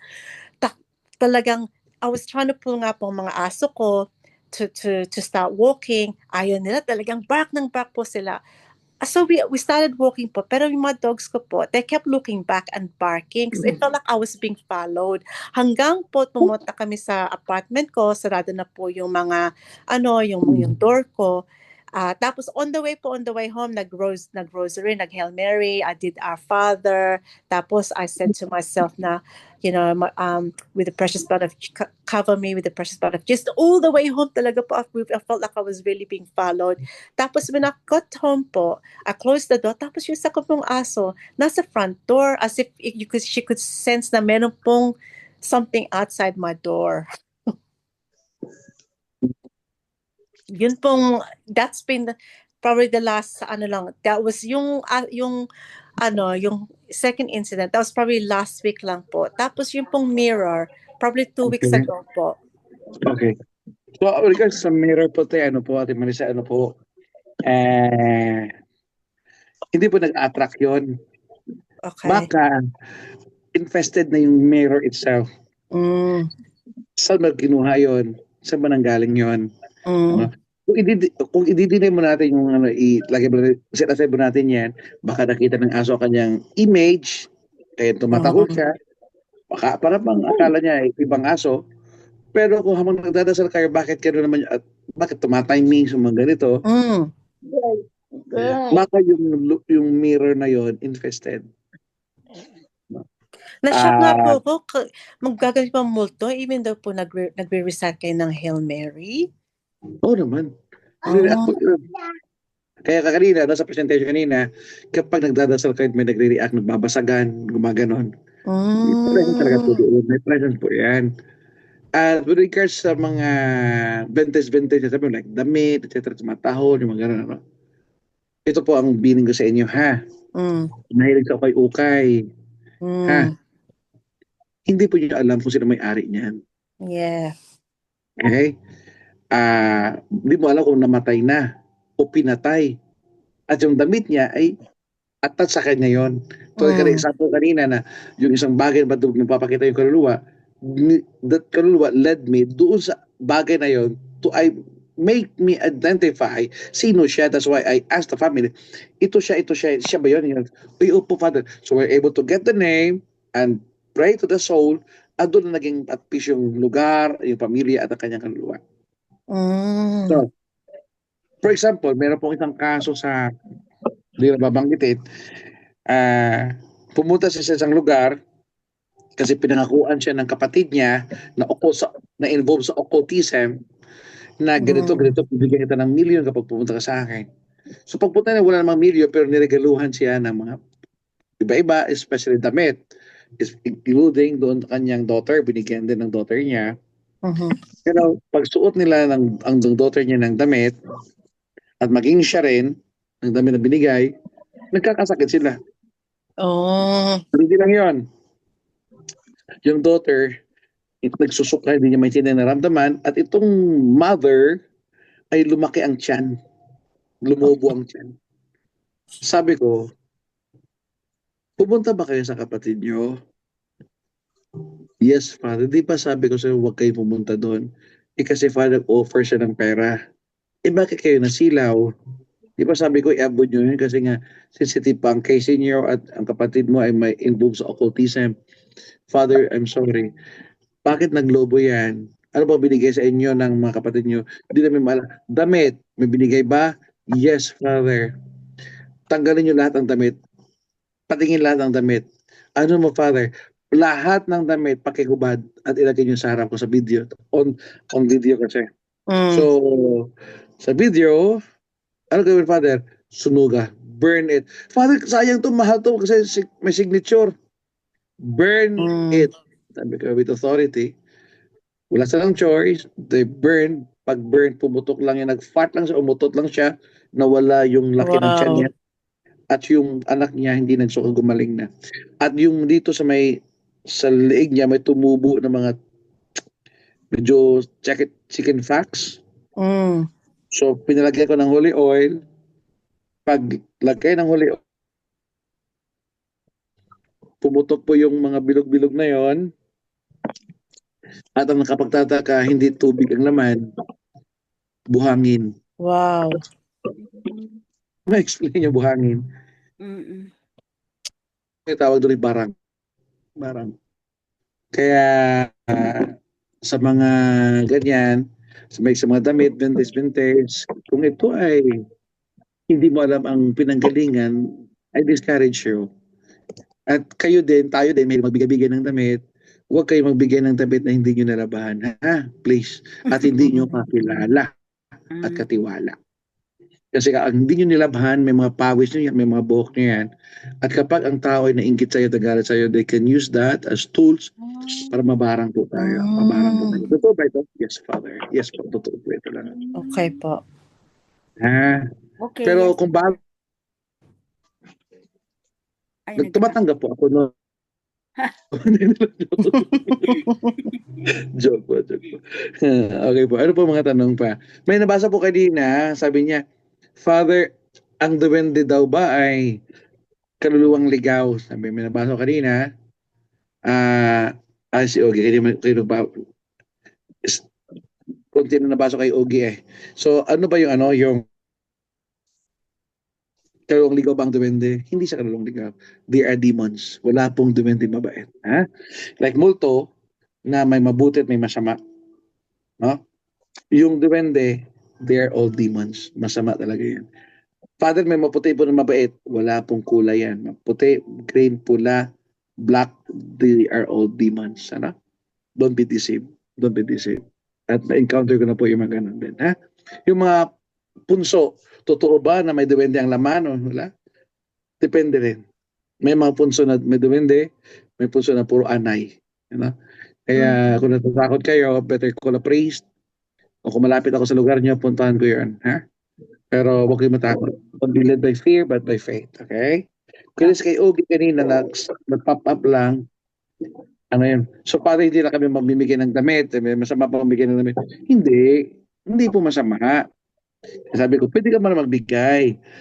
Pero take note, number one, kilala mo dapat ang pagbibigyan mo. Pangalawa, nilabahan mo, nilinisan mo. At hindi yung parang inubad mo lang. Okay? Mhm. At Okay. pangatlo, depende yan sa intention mo. Bakit ka nagbibigay? Bakit ka nagbibigay? Okay? Kung malinis ang Okay. konsensya mo para makatulong, Mm-mm. that is valid. Pero minsan may nagbibigay ka para sila ay mapasama, gano'n. Alam na, di mo niya yun. Okay? Depende po sa intention. Okay. Okay? Okay. Ano ba po? Salamat po. Father, pwede po Po. mag-add Opo. tungkol po dun sa mga damit, like for example, yung old clothes. Mm. Let's say you want to donate. Would it help also, Father, na in addition to what you have said, na siguro before we give away our old clothes, kung sabi nga, di ba, may attachment ka pa, siguro, Father, would it help na mag-renounce ka ng attachment mo doon sa mga damit na yon bago mo sa ipanibay? Pwede po. Kung makakatulong po to sa iyo, do it. Pero make sure po na ano ha, sa mga donate mo na yon, sabi ko nga, it has to do with your intention. Kasi hindi ka naman magbibigay kung hindi pa buo ang intention mo, hindi ka pa resolve doon. Ano, kung may, kumbaga, sa atin ay may, yung bang hawid. Kumbaga, mayroon ka May pang attachment, panghihinayang. panghihinayang ka pa doon. Ba't mo pa ibibigay? May tanong na si Ogie dito, nabasa ko ng pop-up. Like father mo na ano, yung namatay yung may-ari at i-donate na lang. Wow, namatay ang nanay niya, kaya mga damit ni nanay niya, pwede ba i-donate yun? Naman, pwede i-donate yun. Paano pa din, bakit sumama ang kaluluwa niya? Hindi. Kung ang damit na yun ay hindi po yun, dahil ang gamit niya ay hindi dahil yun ang dahilan ng kamatayan. Oh. Wala po yun. Ha? Wala po yun. Wala problema po yun. Okay? Kailan po mo pa matatanggap ang gift mo po? Kailan mo po malaman? Ano yun? Hindi ko malaman. Opo, Nag-pop up lang. Ano yun sabi niya? meron pa pong question si Ugin Punsalan. Sandali lang po. Meron po bang portal o lagusan ng mga multo? Parang meron po sa banyo. Lagusan. Parang doon ang daanan talaga nila. Portal, opo.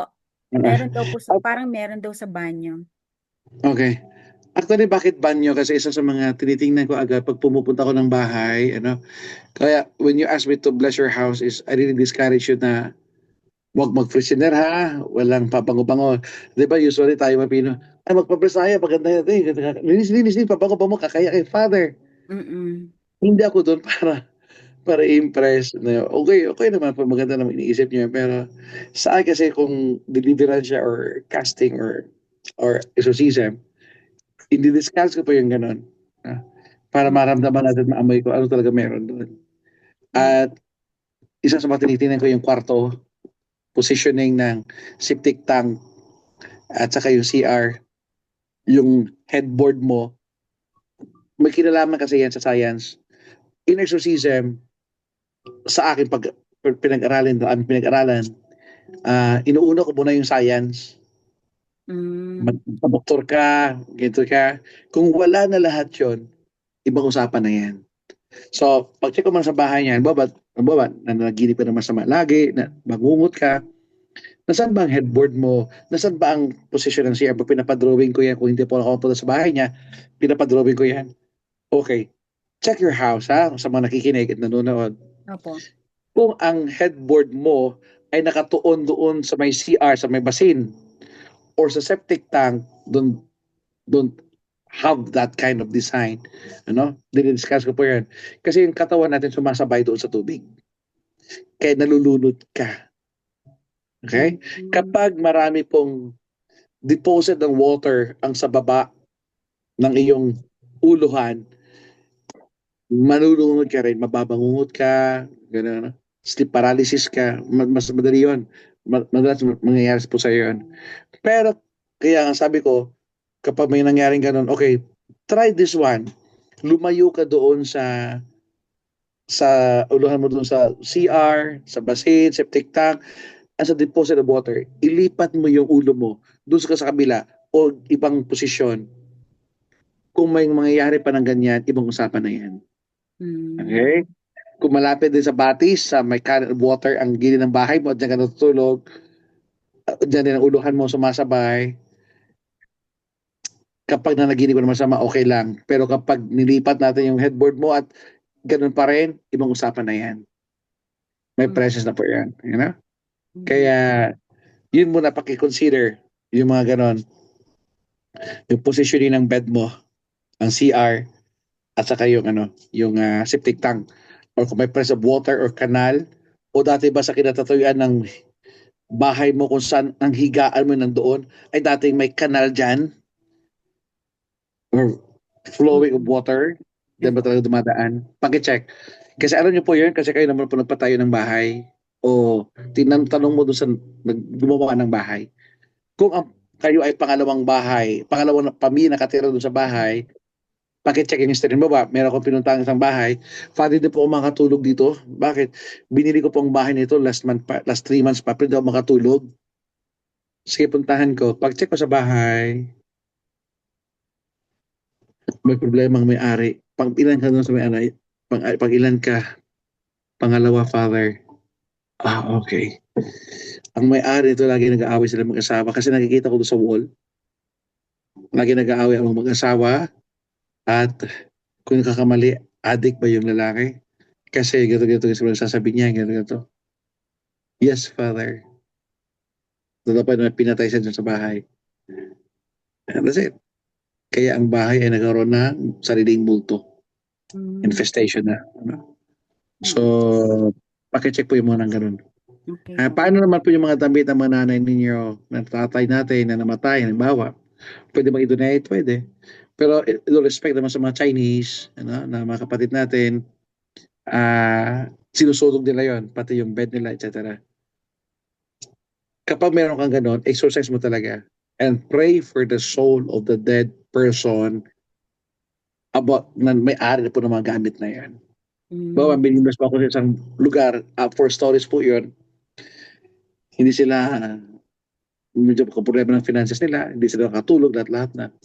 Pag-check ko doon sa mga floors, okay naman. Pero doon sa isang floor, may babae ko nakita.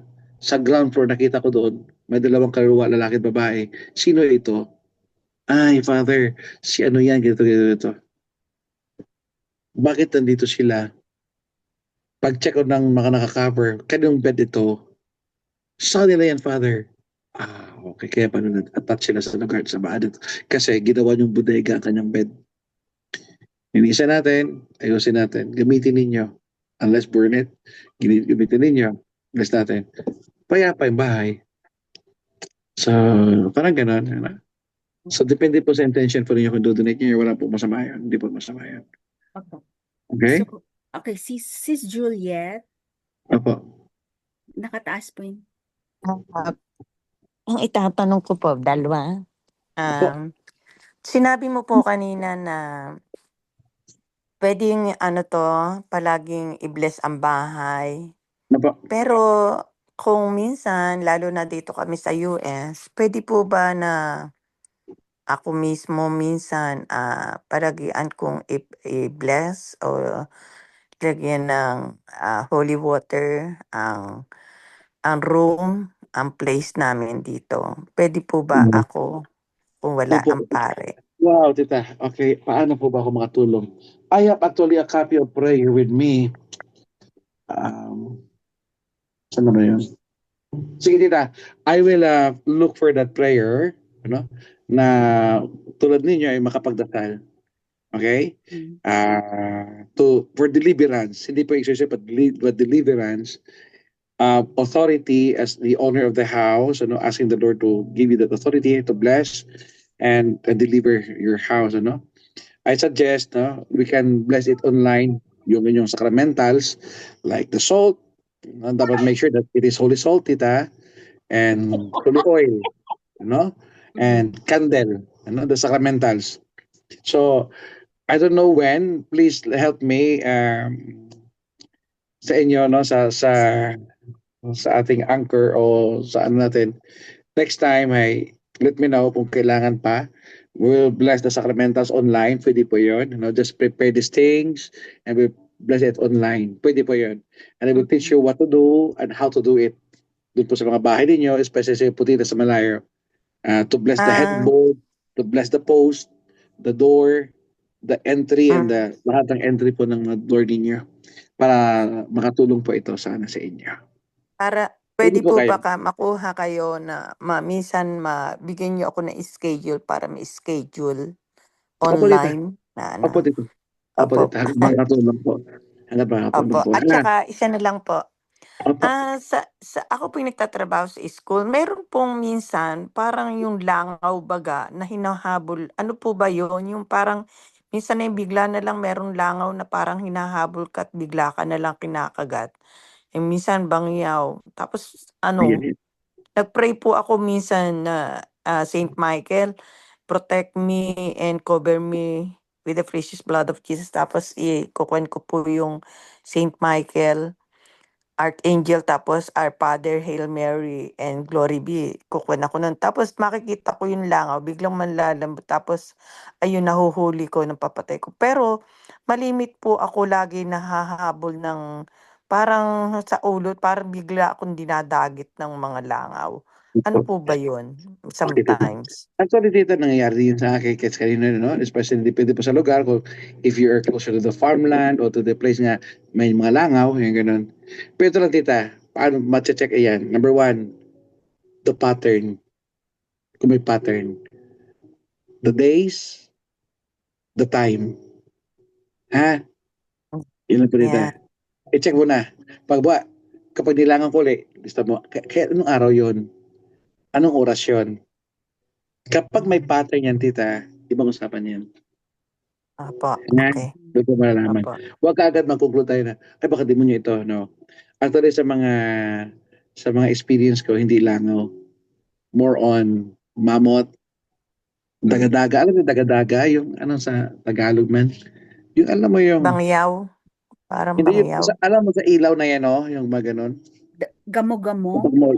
Gamo-gamo. Yeah, gamo-gamo. And then, cockroach. Ito yung mga, opo, lumalabas sa bibig. Ah. Langgam, lumalabas sa skin. Eh, mga Ah. matakot kayo. Baka matakot po kayo. Hmm. Mm. So, Okay. ang gamo-gamo naman, nangyari yon sa isang bahay na pinoses ang babae. And then, naunahan na kami ng demonyo. So, paano kung may makontak? Sige. Maano lang siya po siya, pag namatay po siya, pag taob namin sa kanya, pag taob ng pamilya sa kanya, ang daming gamo-gamo na sa likod niya. Di ba, buhay pa. Pero in fact, ang bahay niya ay aircon at di mo maisip na mapapasukan yun kasi sealed eh. Naka-screen and naka-aircon, second floor. Mhm. Saan galing ang gamo-gamo? Ganun ba? Mm. Nangyari sa akin yan, nung ako po ay baguhan pa po ako sa ganitong ministry, every time I blessed and delivered the haunted house, hindi ko po alam kasi kung paano yung opening, in the middle and closing. Ano? Kaya pag umuwi ako sa kwarto ko, sa sarili kong kwarto, wala po yun. Wala pong agwat yun. The floor, and mainit lang talaga, pero may mga ahas ako nakikita dito kalaki sa loob ng kwarto ko, na bilang mawawala. Daga na malalaki, hindi ko maalam kung saan galing, kasi wala mga pintuan, nakaskrin naman ng bintana. At ang pinaka-worst is, alimango. Dito kalaki, alimango, malaki, sa basin. Saan galing? Sa septic tank. At ang kulay ng alimango is kulay pula na, luto na siya, pero gumagalaw. And paano explain? Hindi ko po makalimutan sa buhay ko yun. But one thing for sure is, kung totoo sila, mas totoo po na mayroon po tayong Diyos, na hindi tayo pababayaan. And many times in my life, they will just scare you, but they cannot touch you. Okay. Maniwala kayo sa akin. Okay. Especially kapag kayo po ay may devotion sa rosary and sa adoration chapel, Okay. to where you're always exposed to the Blessed Sacrament, Yes. masira po tayo sa paningin nila. Masira po yan. I tell you, please believe me. Please believe to the Amen. power of the Eucharist. Ano? Kapag kayo po ay, kaya nga, kapag bago kang simba at nakatanggap ka ng banal communion, masilaw ka talaga. Pag ang pasyente ay dinadala sa akin after mass, hindi talaga makatingin yan. Magmamakaawa yan. Sabi niya, masilaw, masilaw. Tumingin ka sa akin, no, masilaw.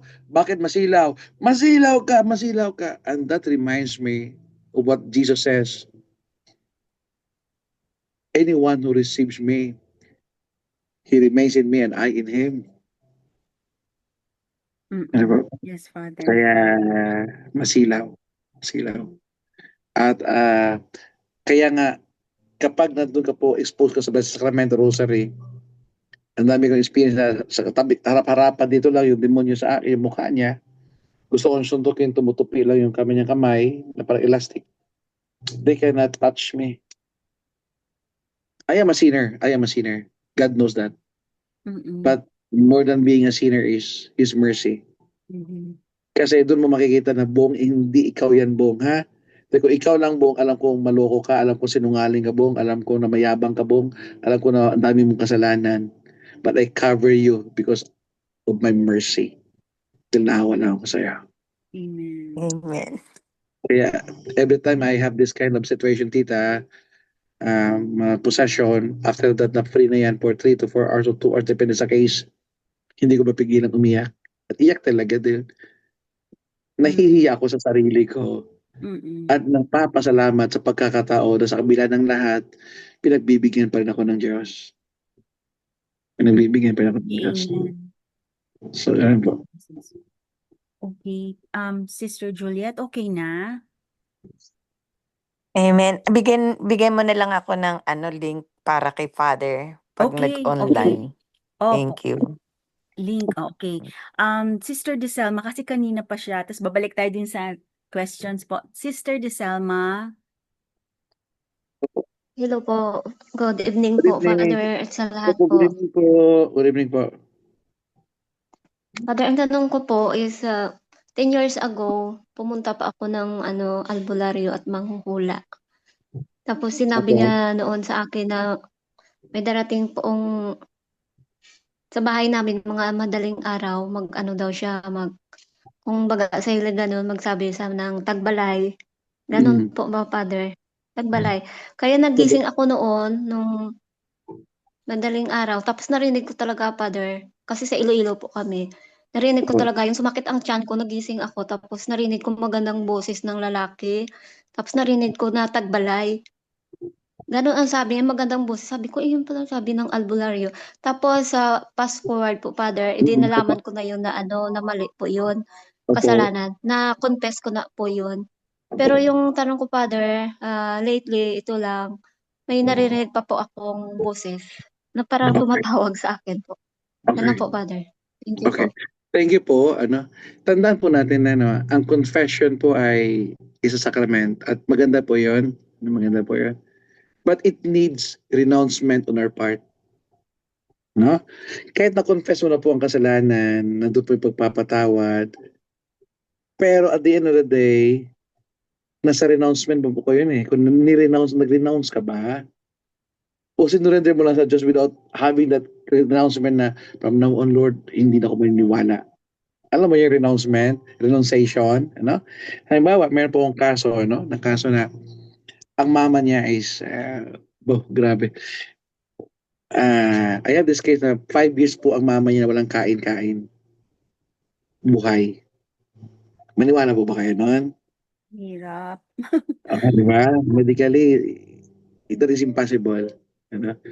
Dito po yung masabi natin na totoo po yung anting-anting. Totoo yung anting-anting. Ang anting-anting is demonic, not from God. Okay?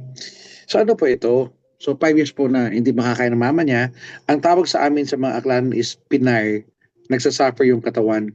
Tinutorture. Ito ay part ng oppression, demonic oppression. Ano? Bakit hindi po makapagpahinga? Ba't di mamatay-matay? Depende kasi yun doon sa hinihingi niya ng subject. So pagpunta ko doon sa mama nila, I check, and sabi ko, wala pong libing. Ito po may mga libing-libing sa katawan. Dilibing ka ng anting-anting, depende sa kung saan mo pa nagpalibing. Na-expose po ako sa mga itong mundo dito ako sa ministry ganito. Akala ko po ito ay nasa comics lang o pang pelikula lang. Pero nung ako pumasok sa ganitong mundo, ang dami ko pa palang walang di alam. Natuto na ako sa ganito. So pagkatapos po noon, I check the body, nakahiga lang yung mama niya na kinukulambo na kasi nilalangaw na. Pero buhay po yun, humihinga. payat na butot balat na pero buhay. Kasi hindi ko kumakain pero buhay. So nilalagyan na lang dito ng tubig na konti para hindi mag-dry para makainom. Pero bubuhay siya. Sabi ko, walang libing ang mama niyo. Eh bakit father hindi siya namamatay? Because she is a mother. So ano yung sabihin, father? Isa sa mga anak niya may libing. Yun ang may anting-anting na libing, na may libing sa katawan. Kaya hindi siya mamatay-matay dahil ang anak niya, mahal na mahal niya, na bago siya magharap sa Panginoon siguro, gusto niya maging okay ang lahat sa mga maiiwanan niya. Sino sa inyo may libing? Wala, father, wala ako, wala. Meron, sabi ko, ha? Hindi magaganyan ang mama niyo kung wala kayong libing. Isa sa mga anak niya. And habang hinahalongkat nila at inaalala, they were able to remember, isang kuya nila may libing. So, father, ang kuya namin pala, doon sa isang bayan. Okay, babalik ako dito sa lugar niyo, tawagin niyo ako kung nandito ng kuya niyo.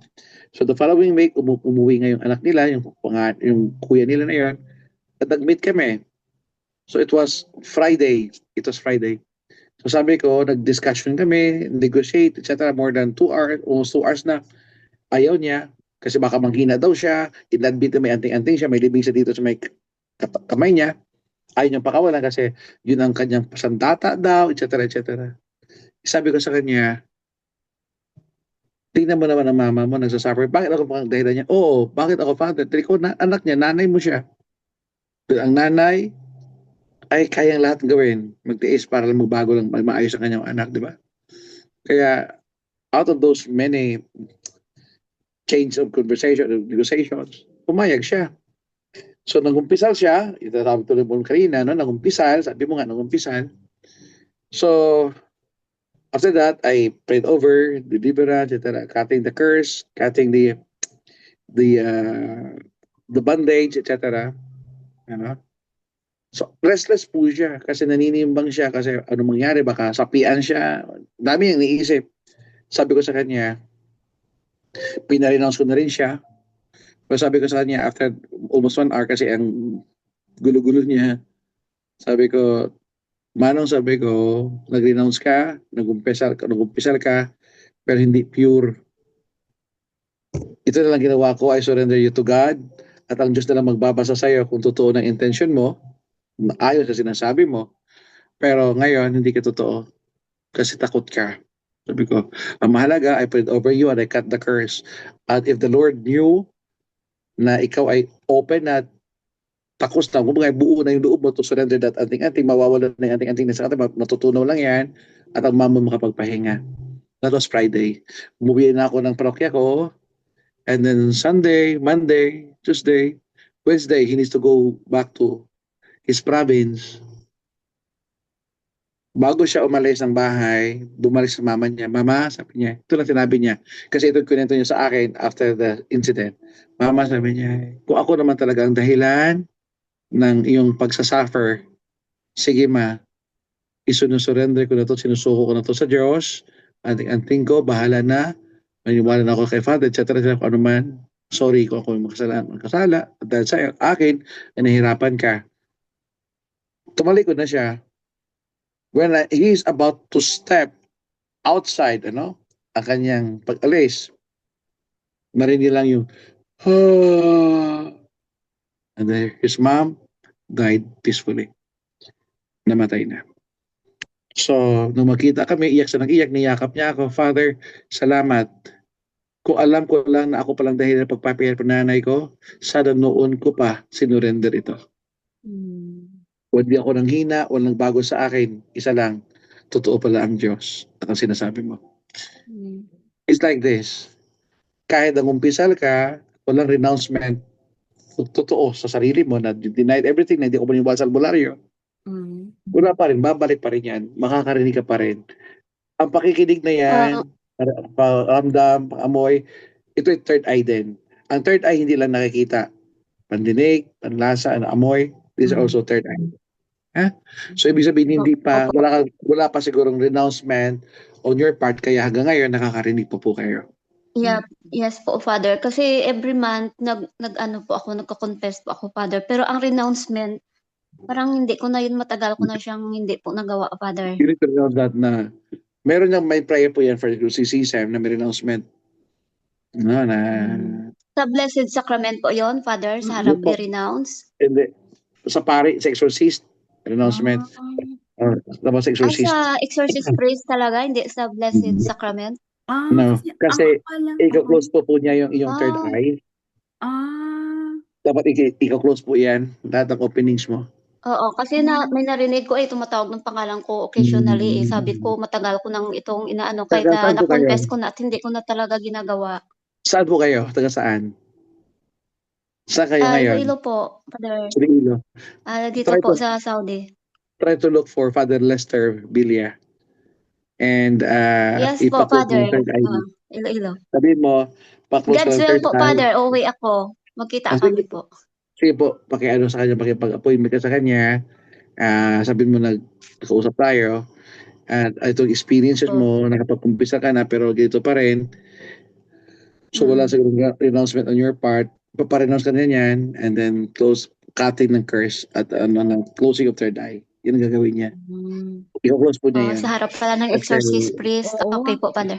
sabi kasi kasi ito po dati sa ay, Blessed Sacrament, Father.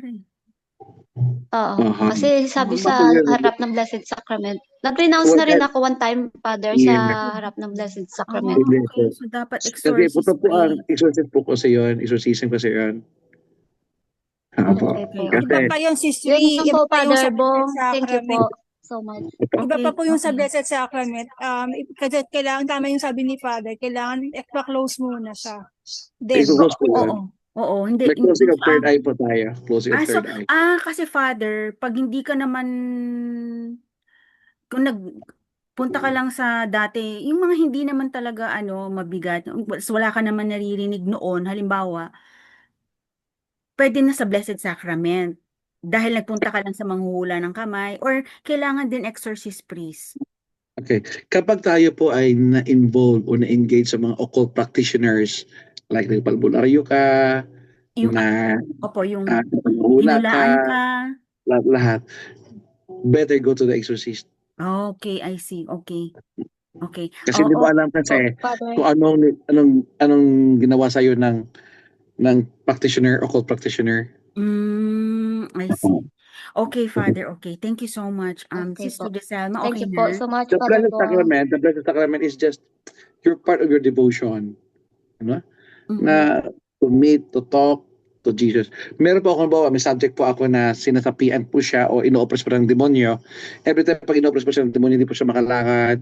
Hindi po siya, sabi ko sa kanya, dahil malayo ako sa kanya, I prayed just online and go to the Blessed Sacrament.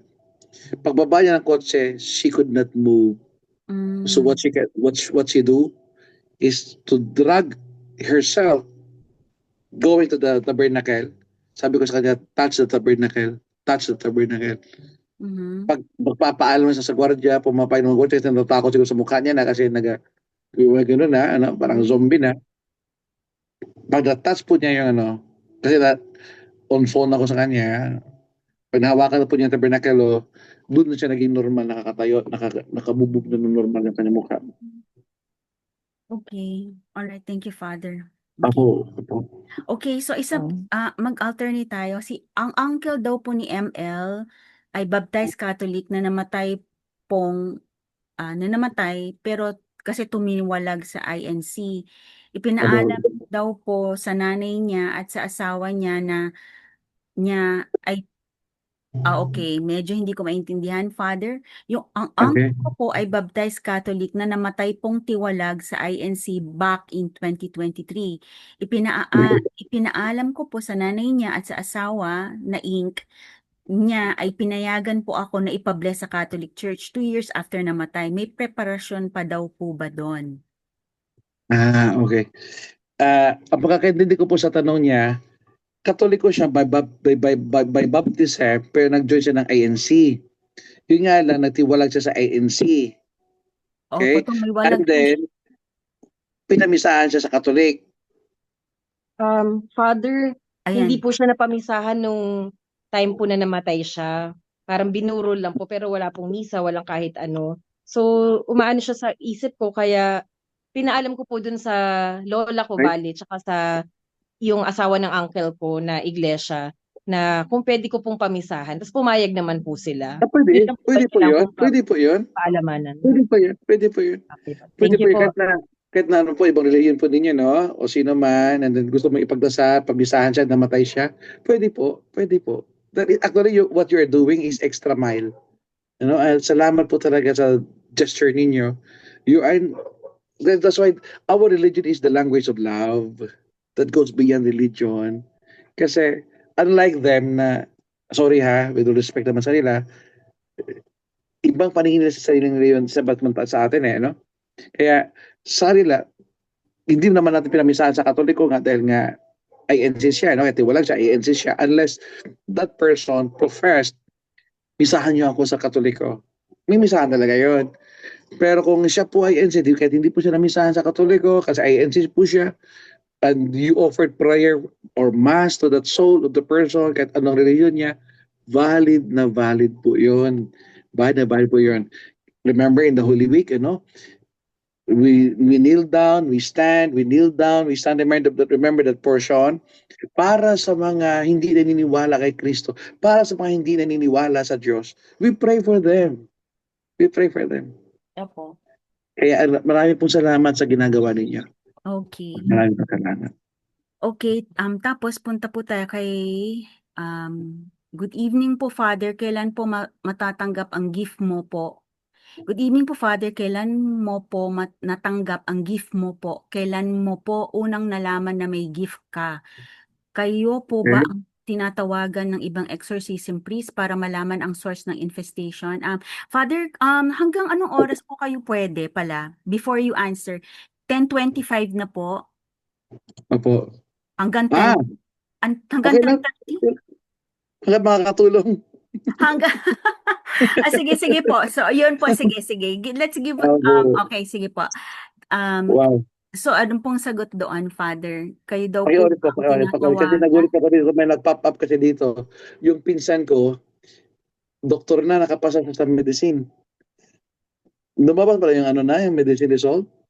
Masado sa dito. Congratulations! Yeah. Wow, Ay, galing. Congratulations, Al. I think we can turn off the the recording. Don't worry.